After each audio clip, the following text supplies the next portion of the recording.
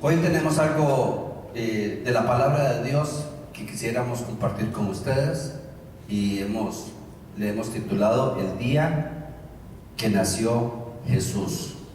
Como estamos en época de Navidad, la Navidad nos pone a hablar definitivamente del nacimiento de Jesús. Y hay gente que habla bien y hay gente que habla muy mal de esta época. En estos días he estado leyendo y he recibido correos, y yo sé que ustedes también, pues de personas que inclusive no están muy de acuerdo con la celebración de la Navidad. Hemos escuchado, y por ahí me decían, es que Jesús no nació el 25 de diciembre. ¿Han escuchado eso? ¿Quién cree que Jesús nació el 25 de diciembre?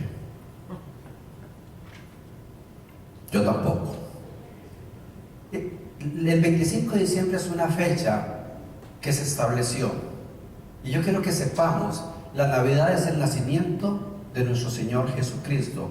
Es una palabra de origen latín, Navidad, que es exclusiva, es una palabra exclusiva para el nacimiento de Jesús. La natividad, más bien es como el natalicio, el día del nacimiento de cualquier persona, pero la palabra Navidad es exclusiva para el nacimiento de Jesús. Y la verdad es que no se sabe cuándo nació.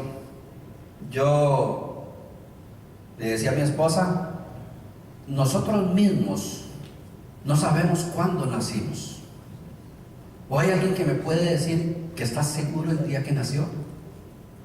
Nos dijeron qué día nacimos. A mí me dijeron que nací el 4 de marzo, para que lo apunten. Pero yo no sé si es cierto. A lo mejor nací el 3 o el 5. En nuestra oficina a veces llegan personas y uno le dice su fecha de nacimiento y dicen, bueno, yo nací creo que el 6 de abril, pero es que en el acta de nacimiento creo que dice 11 de mayo. Pero déjeme llamar a mi mamá porque yo estoy porque el acto de reconocer nuestra fecha de nacimiento es un acto de fe, porque uno no estuvo ahí. A lo mejor lo escribieron, a lo mejor ni nació uno ahí, a lo mejor lo regalaron y es un secreto bien guardado. Lo que quiero decir es que cualquier fecha que nosotros pongamos es un supuesto. Y si bien hay teorías de muchas cosas que nos hablan de esta fecha, pues es una fecha que se estableció. Y qué bueno que exista una fecha para detenernos y recordar el nacimiento de nuestro Señor y celebrar. A mí no me importa si nació en abril, o en mayo, o en noviembre, o en octubre, la fecha que sea. Si cambiamos la fecha, tendríamos que aceptar otra fecha por un acto de fe, porque tampoco está registrada. Entonces nosotros celebramos el 25 de diciembre porque es una fecha que se estableció por unanimidad. Desde el año 300 más o menos después de Cristo, por un emperador Constantino, cuando trató de cristianizar o legalizar la fe cristiana, pues se comenzó a establecer esa fecha. Todo esto y casi todas las celebraciones que nosotros tenemos actualmente tienen un origen pagano. Yo quiero que lo entendamos, tienen un origen pagano. Inclusive la fecha en que se celebran los cumpleaños de nosotros tiene un origen pagano, porque cuando se comenzaron a celebrar los cumpleaños se hacían hasta sacrificios de animales y de cosas para celebrar que la persona había llegado a un año de edad. Entonces no importa realmente el significado del por qué se están haciendo las cosas. Lo que importa es rescatar lo que está haciendo, y estamos recordando el nacimiento del hombre que cambió toda la historia del mundo. Me mandaron un correo con una prédica, y es que tenemos que ser coherentes, y por eso quiero que salgamos bien claros.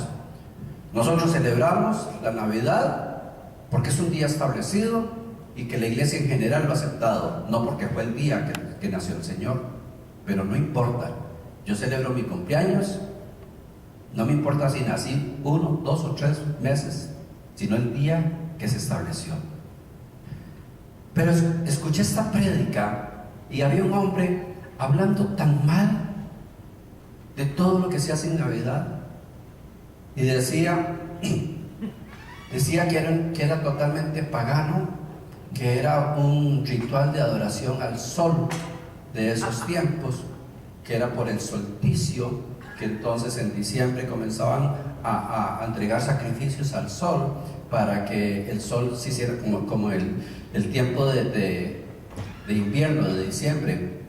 El sol dura menos, entonces tenían miedo de que se les hiciera que se acabara el sol, ¿verdad? Entonces comenzaban a hacer sacrificios para que se les estirara. Bueno, este hombre comenzó a sacar tanta información, que era paganismo, que era de otras culturas, que el árbol de Navidad era una aberración, que era algo que era para hacer hasta orgías junto a los árboles.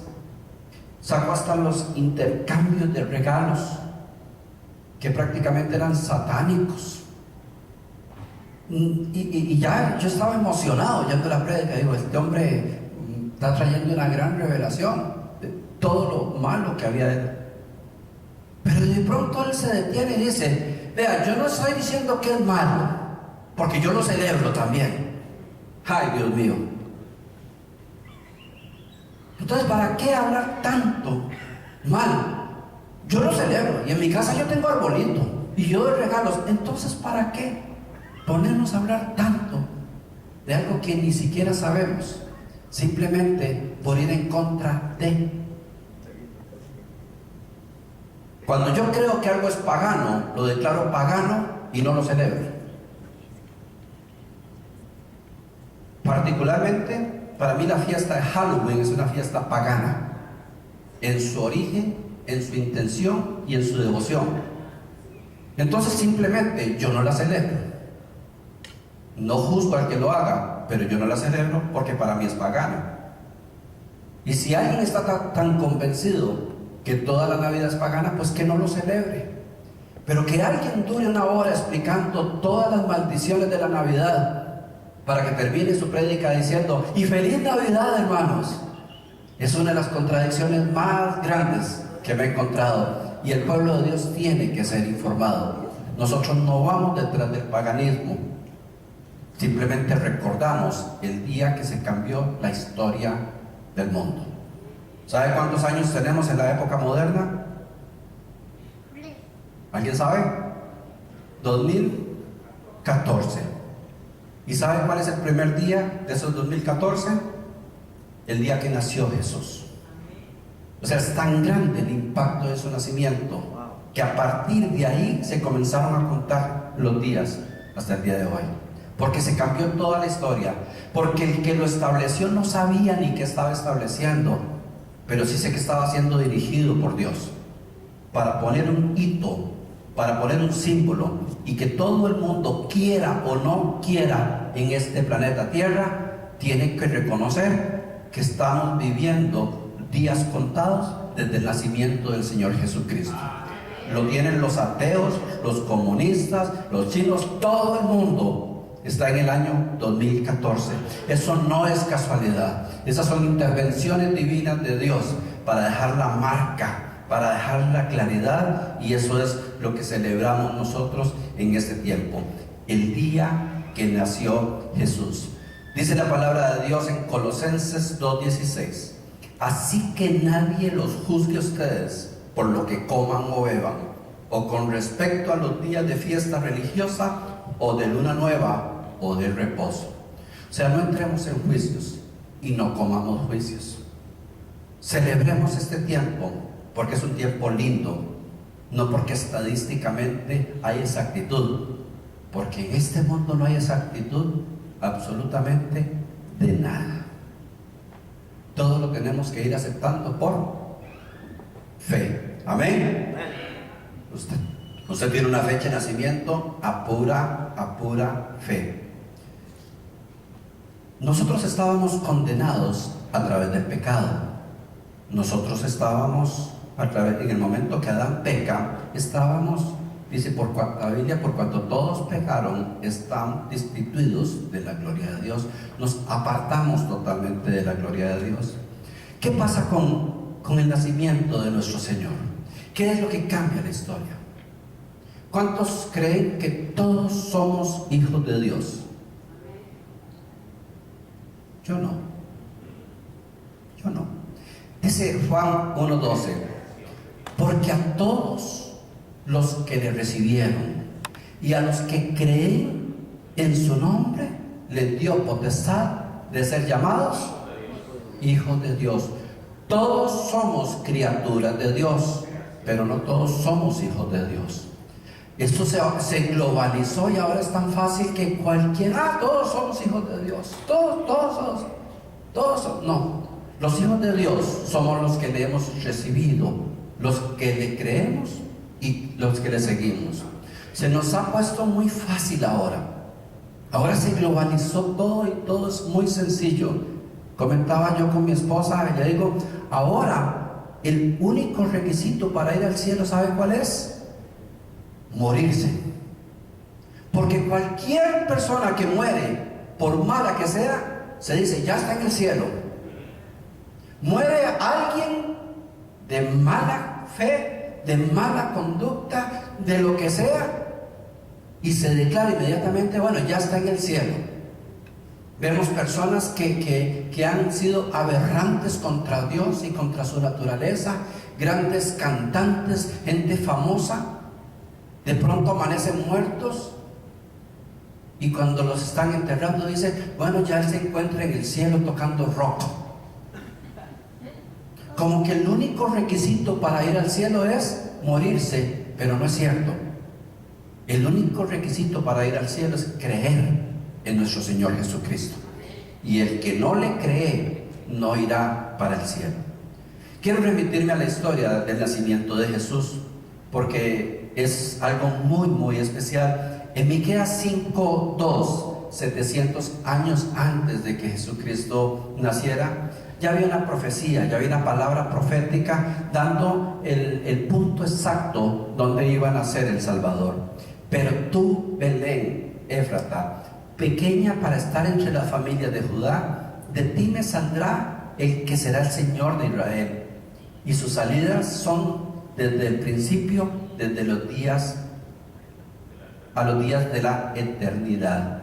700 años antes de que naciera el Señor Jesús, ya se había dado el punto exacto, el lugar exacto, porque Belén es un pueblo bien pequeñito. Si todo Israel en este momento mide 29,000 kilómetros cuadrados, o sea, estamos hablando casi de una ciudad, no sé si hay comparación acá, pero era algo bien pequeñito. Ese lugar exclusivamente se definió para que naciera el Señor. Lucas 2, del 1 al 7.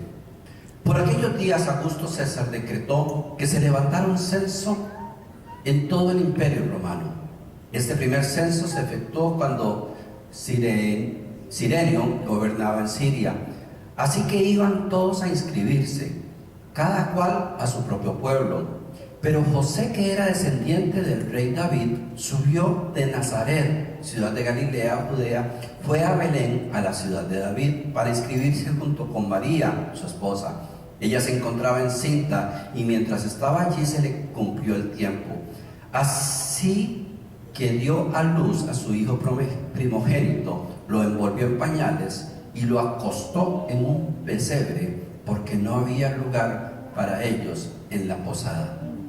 La complicación que empieza María está embarazada y hay un edicto del emperador, del César, de un empadronamiento. Recuerden que las órdenes, estamos hablando de un Israel que era cautivo. Israel estaba bajo el dominio completamente. Entonces las órdenes que daba un emperador había que cumplirlas inmediatamente. Usted no podía faltar, porque el faltar a la orden que decretaba un emperador lo mataba. Y podríamos decir, bueno, en el peor momento de la vida de María y José, sacan una ley que les complica la vida. porque se dice, cada uno se va a empadronar en el propio pueblo. ¿Y cuál era el propio pueblo de José? Belén. O sea, Belén estaba bastante lejos, y vamos a ver un poquito el camino de donde vivía José y María, que era Nazaret. Pero le tocaba ir a inscribirse junto con su esposa al sitio al cual pertenecía. ¿Quién creen ustedes que mueve el corazón de este hombre para este decreto? Dios. Y yo quiero que usted vaya marcando ideas, porque muchas veces Dios permite que pasen cosas que nos consideramos injustas y complicadas, porque tienen un propósito de que se cumpla el propósito de Dios para nuestras vidas. Jesús tenía que nacer en Belén, y la única forma que tenía Jesús para nacer en Belén era un decreto de un impío, de una persona que ni siquiera sabía por qué lo estaba haciendo. Cuando nosotros tenemos una fe arraigada en Dios, podríamos entender que cualquier cosa que suceda, aunque parezca malo, para nosotros es para bien, porque es en el cumplimiento del propósito de Dios. Lo que significó, dice que subió a Galilea, o sea, que comenzó a caminar un camino bastante difícil porque era cuesta arriba. Subió de Nazaret hacia Belén, hacia Judea. Dicen los que miden que eran cerca de 80 millas, 130 kilómetros, y no había highway. ¿Se imagina emprender usted un camino con su esposa embarazada, a lo mejor 7, 8 meses, y que simplemente por un decreto de un tirano usted tenga que decir, bueno, vámonos? ¿Cómo sería ese viaje? Si yo hubiera estado ahí y es mi hija, posiblemente yo no le permito hacerlo. Y yo creo que nadie le hubiera dicho, ¿cómo? Es que aparentemente iba en un asno, en un burrito, pero póngase a pensar, 80 millas. Si cuando venimos de algún lado y vemos ahí Oklahoma 70 millas, uno dice, ay, 1 hora todavía de viaje, qué pereza, ¿verdad? Pero 80 millas en burro, no sé cuántas horas o días eran. Y era una mujer embarazada. O sea, José venía seguro a este paso, con el burro, con su mujer a punto de dar a luz. Posiblemente alguien podría pensar, eso es una loquera, ese niño va a morir, esta mujer se puede morir en el camino, eso es una injusticia, eso es un extremismo, eso no se debe hacer. Es que es tanto tiempo esa mujer sentada en un burrito o caminando, ¿a dónde va a dormir? Van para Belén, y Belén es un pueblo tan pequeñito que a lo mejor solo 1 o 2 posadas hay, y como está llegando la gente de todo el país, no va a haber lugar. ¿Cuántas cosas pensamos nosotros cuando estamos por hacer un viaje? Y en la era moderna, no, en ese tiempo no se puede ir a Disneylandia porque están los hoteles llenos, porque las carreteras, ¿verdad que hasta eso pensamos? No, en esta época ir allá, ni lo piensen. Bueno, pues ni lo pensaron y emprendieron un viaje de alto riesgo, un viaje que posiblemente en la cabeza de un ser humano no tenía ningún sentido. Dice la palabra de Dios que ellos llegan y no encuentran morada. No sé, habría que sacar alguien que le guste la estadística, cuánto pudo haber durado este viaje, pero yo pienso que tuvieron que haber sido días. Tuvieron que haber sido días, 1 semana. No habían carreteras, eran caminos, algunos empedrados, otros de tierra. Pero es que vas con una mujer embarazada. No son 2 mochileros, no son 2 muchachos que van, caminemos, no. Es una mujer a punto de dar a luz. Tan es así que llegando a Belén dice que se le cumple el tiempo. Se le cumple el tiempo exactamente en el lugar donde 700 años antes se había dicho: en este punto nacerá el Mesías, en este lugar va a nacer. Pero ellos confiaban, y yo creo fielmente que si algo mueve a María a emprender ese viaje y a José, es porque estaban totalmente seguros quién estaba dentro de ellos. Estaban totalmente seguros lo que les había dicho el ángel cuando anunció que iban a ser el Hijo de Dios de ella. Cuando nosotros estamos completamente seguros quién está dentro de nosotros, nosotros podemos hacer las cosas más increíbles. Y a lo mejor alguien le dice: usted está loco, usted está loca. Pero si usted está seguro a quién tiene adentro, usted dice: no, yo sé que Dios va a cumplir su palabra.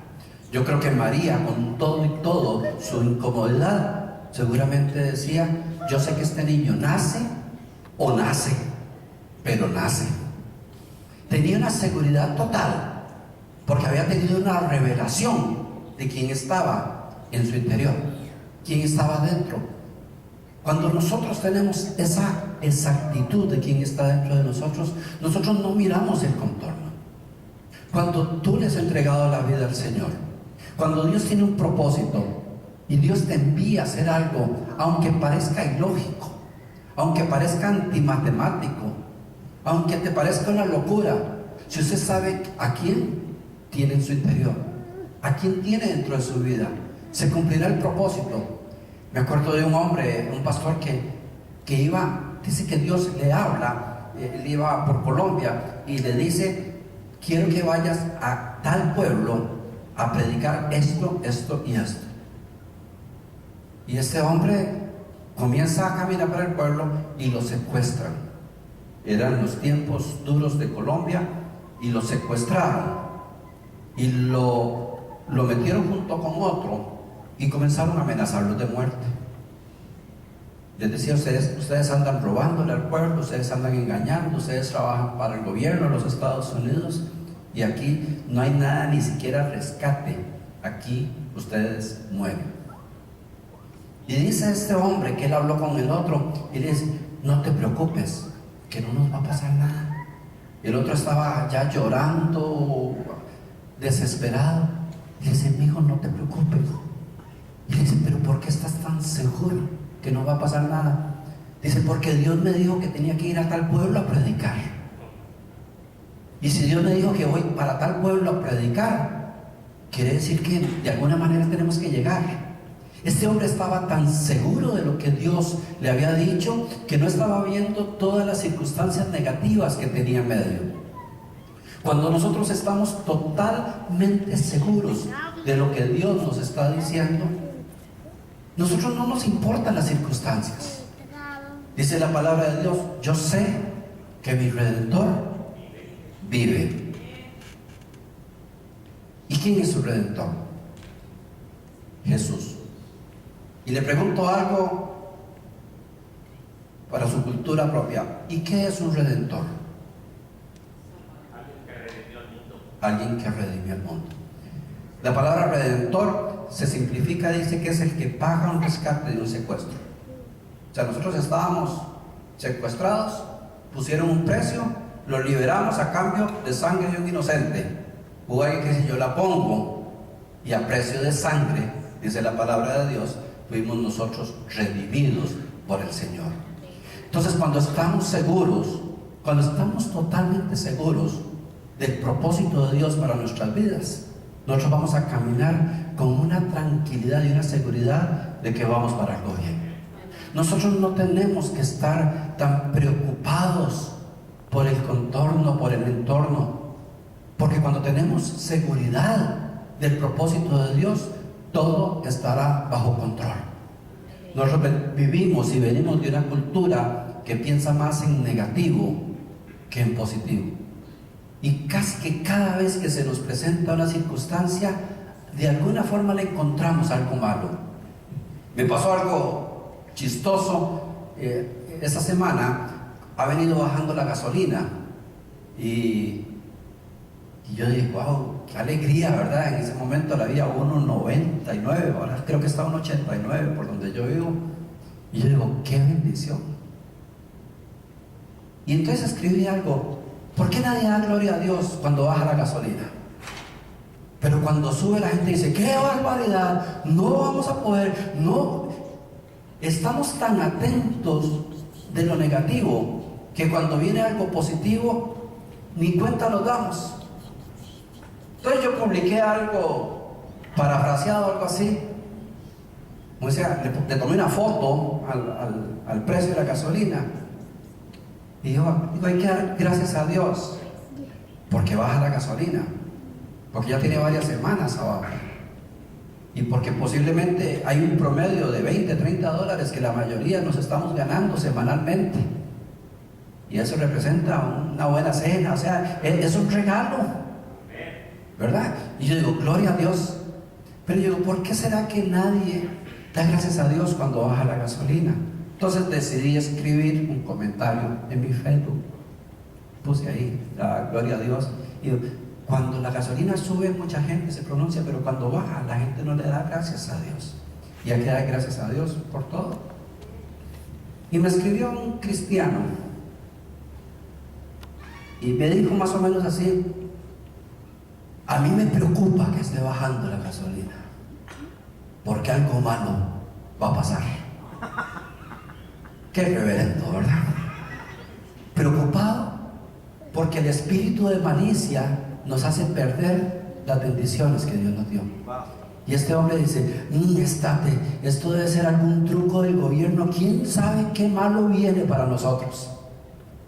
En lugar de estar glorificando, dando gracias a Dios por la bendición de hoy, estamos matándola pensando en lo negativo que viene. El ser humano tiende a buscar más siempre lo malo. Y alguien dice, sí, está bajando, pero después va a subir. ¿Y qué tiene? Disfrútela cuando baje. Dele gloria a Dios porque bajó. Si llegó a un lugar y va a comprar algo y lo encontró en promoción, dele gloria a Dios. ¿Cree usted que Dios no está al tanto de nosotros? ¿Cree que Dios no puede mover a un comerciante a bajar los precios para bendecirte? ¿O será que Dios no se mete en esas cosas? Si dice la palabra de Dios que ni el mismo Salomón, con toda su riqueza, llegó a vestirse como los lirios del campo, porque Jesús tiene cuidado de cada una de sus creaciones. Cuando nosotros estamos convencidos que Jesús está dentro de nosotros, nuestro accionar, nuestro caminar se convierte en positivo, en alegría, en bendición, porque aunque vengan las cosas malas, quiere decir que vendrán las buenas. Yo creo que José y María van caminando y en su naturaleza les llega la preocupación. Y dice José, ¿qué hago yo si a esta mujer se le rompe la fuente acá?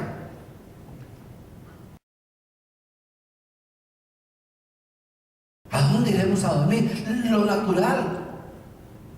Pero muy posible conversaban entre ellos, ya, nada de eso va a pasar.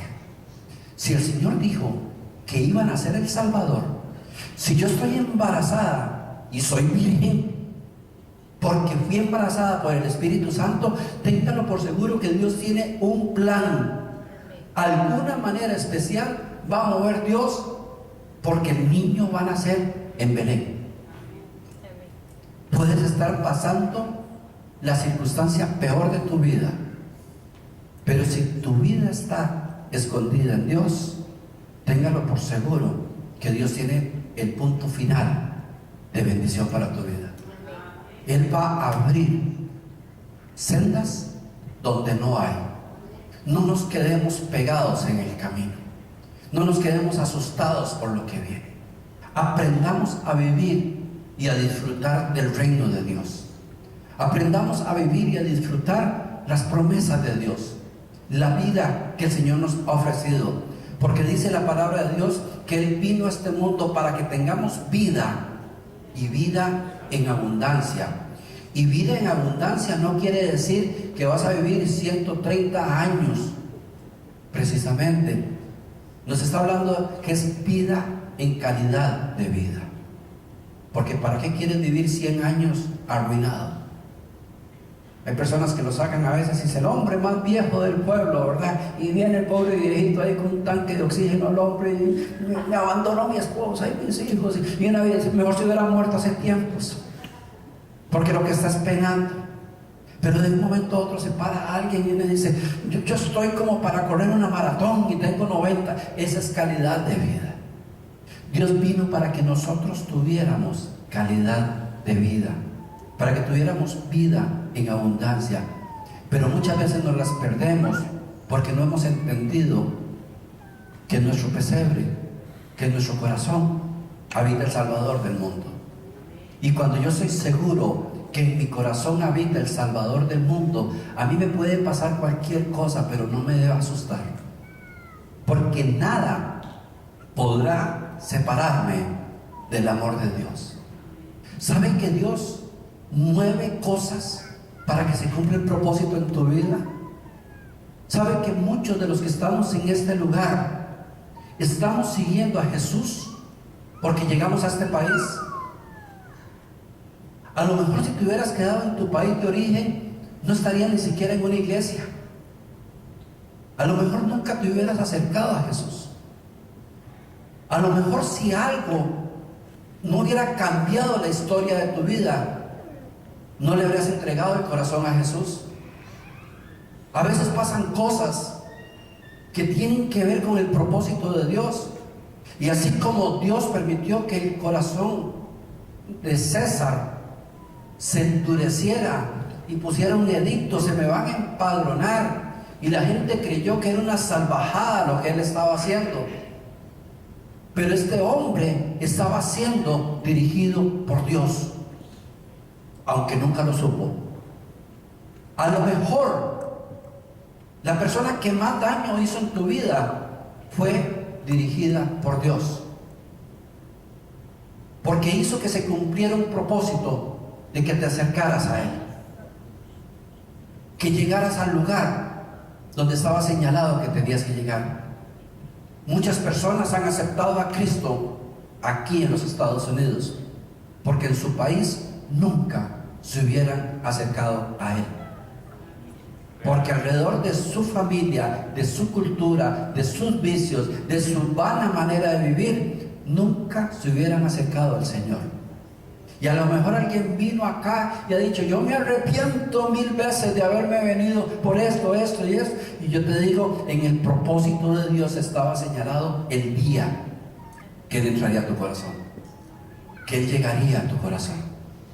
María y José llegan y obviamente no encuentran sitio donde. Y ya esta mujer está con dolores de parto. Ya esta mujer está asustada. Y el hombre está asustado también, porque eran seres humanos. Yo creo en Dios, yo creo en los propósitos de Dios, estoy seguro de eso, pero yo me asusto cuando la tormenta se pone fuerte. Yo reacciono como ser humano cuando las cosas se ponen difíciles, y esa es la lucha que tenemos entre lo que estamos viendo, pero entre lo que tenemos por dentro. Y yo creo que entre ellos decía, sí, yo sé que van a ser el Salvador, pero es que no hay campo donde dormir, están todos los hoteles llenos. Y se van a un lugar y un hombre les presta un establo. Yo sé que ahora un establo suena hasta bonito porque nació Jesús, y no faltaría un par de locos que digan, queremos ir a tener el bebé nuestro al establo, porque debe ser bien emocionante. Pero llegar a meterse en un establo, una mujer ya prácticamente rompiendo su fuente, era algo completamente antihigiénico, indeseable. Los establos son lugares sucios, contaminados, son lugares que huelen mal. Nadie se pone a sacarle brillo a las tablas de un establo. Nadie se pone a poner eso que se pone para el buen olor, desodorantes ambientales. Nadie se pone a hacer cosas lindas, porque los establos simplemente es para guardar cosas viejas y para que acampen los animales. Cuando ellos entran a ese sitio tan sucio, posiblemente tan maloliente, con poca luz, con poca higiene, y comienzan a buscar y encuentran lo que llamamos nosotros un pesebre.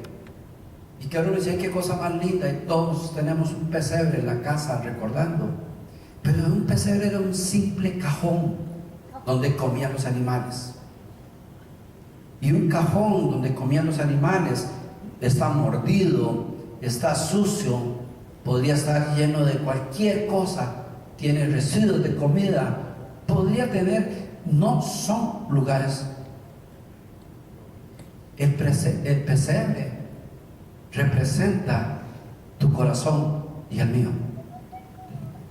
Yo le puedo decir que cuando Jesús entró a mi corazón, era un lugar completamente indeseable, era un lugar sucio, contaminado, era un corazón lleno de odio, lleno de resentimiento, lleno de malas intenciones, era un corazón que pensaba cosas malas, pervertido y corrompido.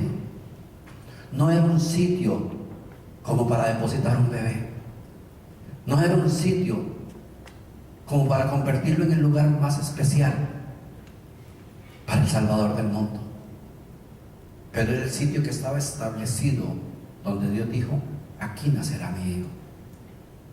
Dice el Salmo 139 que desde el día que usted y yo fuimos concebidos, estaban escritas todas aquellas cosas que iban a ser luego formadas. Hay un propósito de Dios desde el día que te hizo.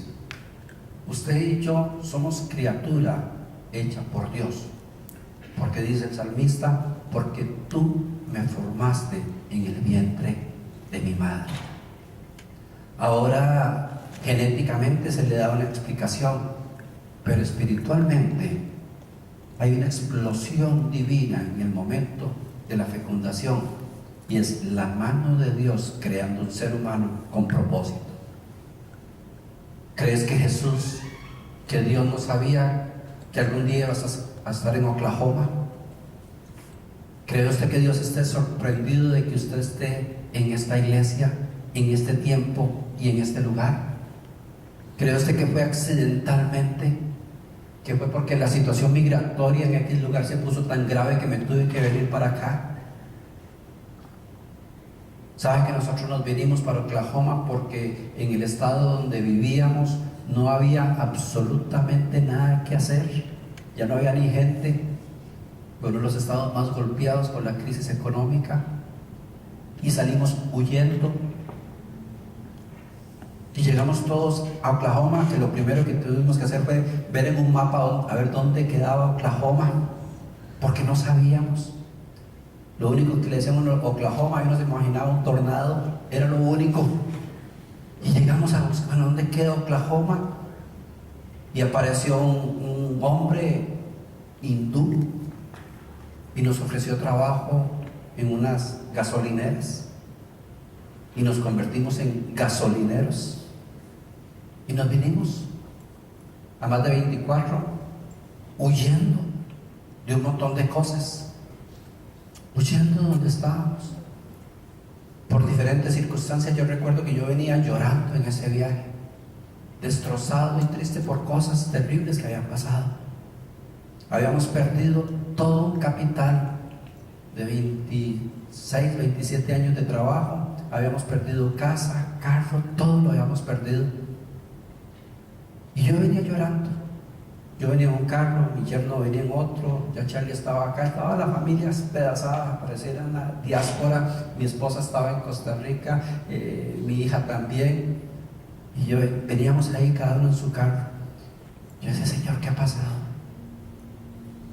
Es ese camino a Belén, ese camino que no sabes ni por qué lo estás haciendo, que crees que es un abuso, que es un peligro para tu vida, pero que en el propósito de Dios estaba escrito este día, que estaba diseñado exactamente porque el Señor vivía en el pesebre de nuestro corazón, porque habíamos sido llenos de su presencia.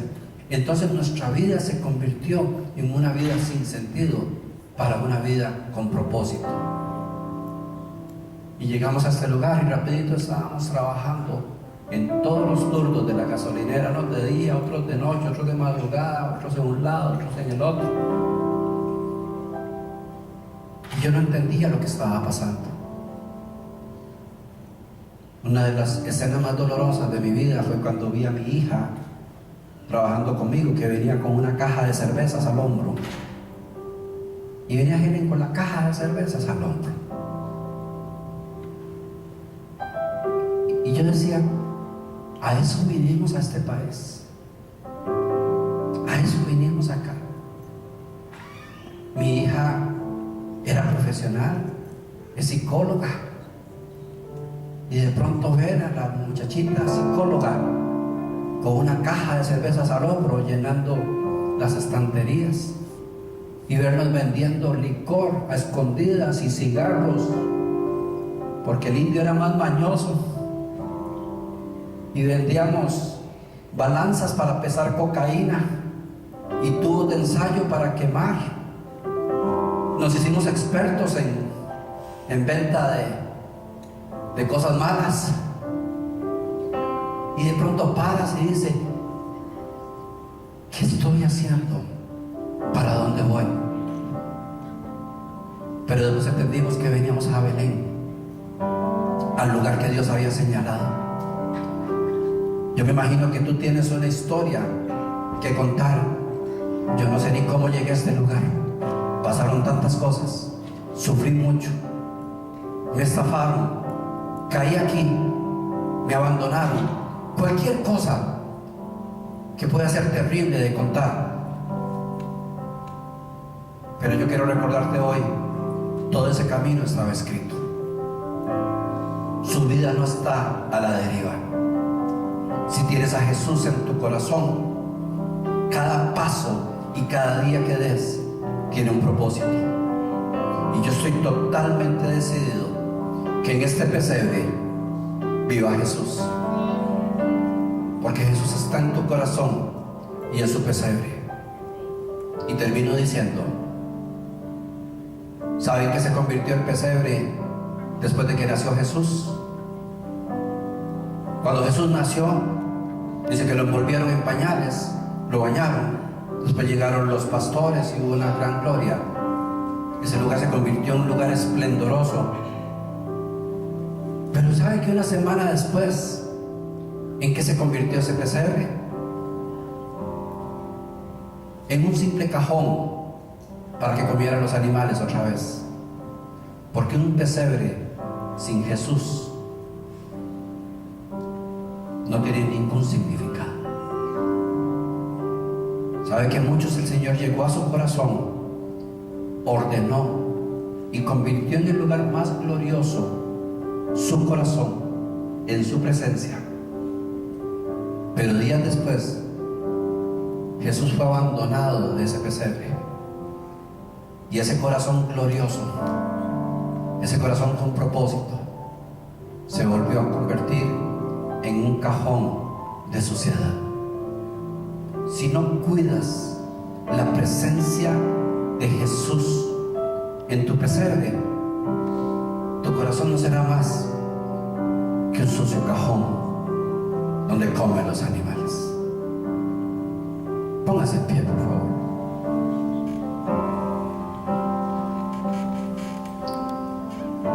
Estoy totalmente seguro que cualquiera de todos que está aquí, digo, pase y cuente su historia, tiene una historia que contar de por qué llegó a este lugar. Pero hoy el Señor te dice, usted no vino a Oklahoma, yo te traje a Oklahoma.